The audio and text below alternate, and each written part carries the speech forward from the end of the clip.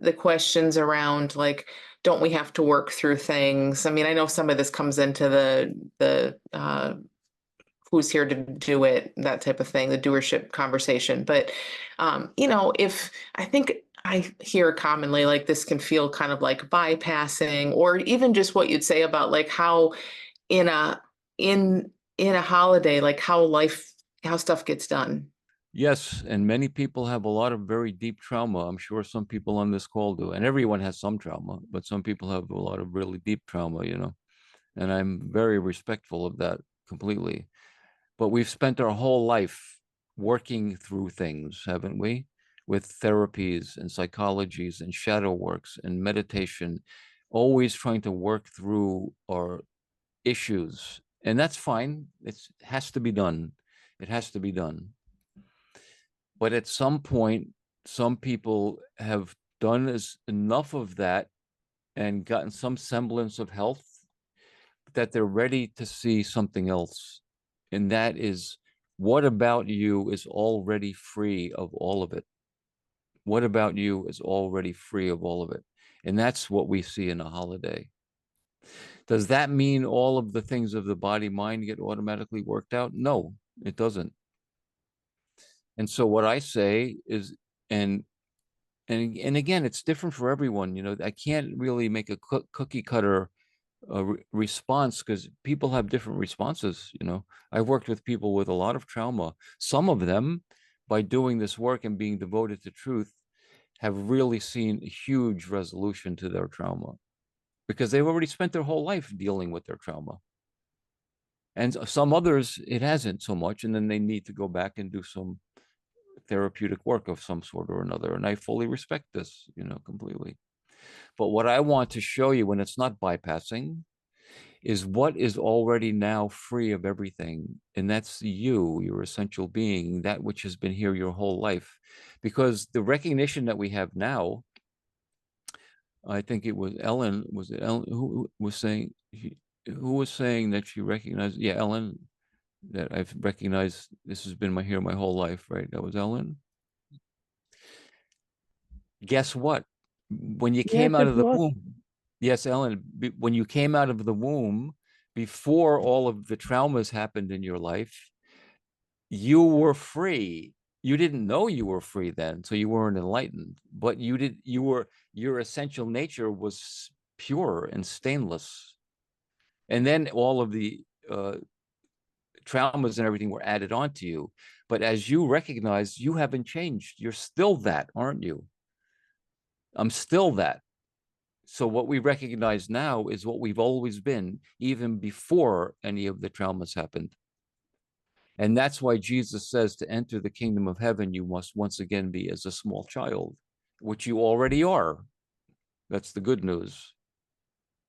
So my way of working with resolving things is not to deny anything, because things will appear. It's not to bypass in the midst of whatever's appearing. Don't deny it. Don't push it away. Don't anesthetize it. Don't drug it. Don't analyze it. Don't get rid of it. It's here. And in the midst of it, know that I am while it's here at the same time. In the midst of it, come out into the sun and let it be here. No problem. And this is hugely powerful because then you come to see your freedom even in the midst of whatever's appearing. And that's really when a holiday is most important and most powerful. Because you know what, if nothing's going on in your mind and you're at peace and having a good day and you get on a holiday and you think you're so enlightened, big deal. That doesn't mean anything. When does it have power? In the midst of when you're having your butt kicked. And in that, you can have a crack of light and know I'm here. That's when a holiday has real profound power. I think you can see what I'm saying with that. So as far as dealing with your shit or whatever, your issues, again, someone who's completely, but here's a hypothetical, just a hypothetical. Now we've come to see this essential being, and we've come to see what devotion to this is, which simply means, what is devotion? Means being free. Devotion means being free. That's devotion, being free. What if you were free now permanently for the rest of your life without any wavering at all? it would be over, obviously, wouldn't it? There would be nothing left. But that's not realistic. So we have to live freedom more and more as devotees, because things will come up that will compel us.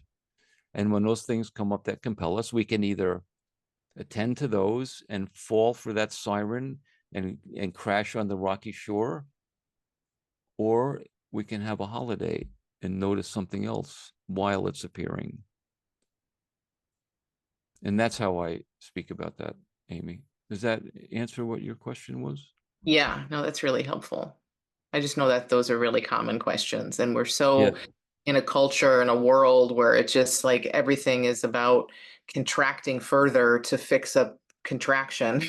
Like, this is a real problem. You need to get in there and fix it. And it's so backward, I mean, it's like we've just really lost sight of what's really here. So I think that's really helpful. That's very wise what you said. By going into the contraction, we make more of a contraction out of it. By falling for to be kind of radical. All psychological work just supports ego. It never, I don't like the word, it never transcends or ego. It always supports ego, because you're reifying it by going in there and analyzing it and trying to fix it. You're giving it validity. So the real radical approach is to not do that.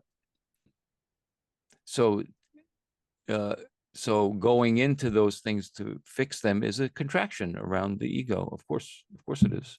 I'm not condemning it. That's it necessary for most people, at least till a certain point in their evolution when they're ready for freedom. Then you take a different step. That's all. Yeah. Yeah. I think that piece is super important too, that it's what happens. It's like, of course, there's a pull in to look at it, and it can be really necessary and really important. But I think what a lot of us have probably felt or are at the edges of feeling is like we also kind of outgrow that. We get to a point where it's like, okay, that more contraction here does not make sense anymore. There has to be another way. Um, yeah, and that's what I love about this. Like, we finally are just like, okay, enough of that already. There's a completely different, radical place to look. It's wonderful. That's exactly right. That's what I do. And so, in my view, evolution, if there isn't anything called evolution, or the evolution of a human being, is the full evolution of a human being would be realizing enlightenment, whatever word you want to use, the natural human condition of freedom and health.